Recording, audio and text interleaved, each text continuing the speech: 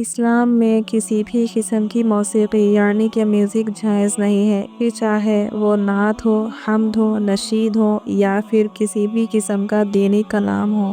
نعت، حمد ایک قسم کی عبادت ہے کیونکہ اس سے اللہ تعالیٰ اور حضرت محمد صلی اللہ علیہ وسلم کی محبت کا اظہار ہوتا ہے۔ اس لیے بیک گراؤنڈ میں میوزک لگانا یا پھر گانوں کے طرز میں انہیں گانا بالکل بھی جائز نہیں ہے۔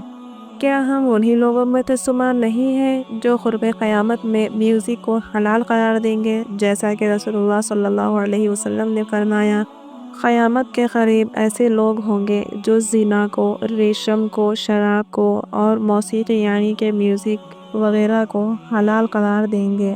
اس سے پرہیز کریں۔ ہاں، اگر دف ہو یا کوئی اور سمپل سی بیٹ تو اس کی اجازت ہے، لیکن bands, guitar, piano, background melodies یا پھر انسٹرومنٹ وغیرہ ان سب کی اجازت نہیں ہے۔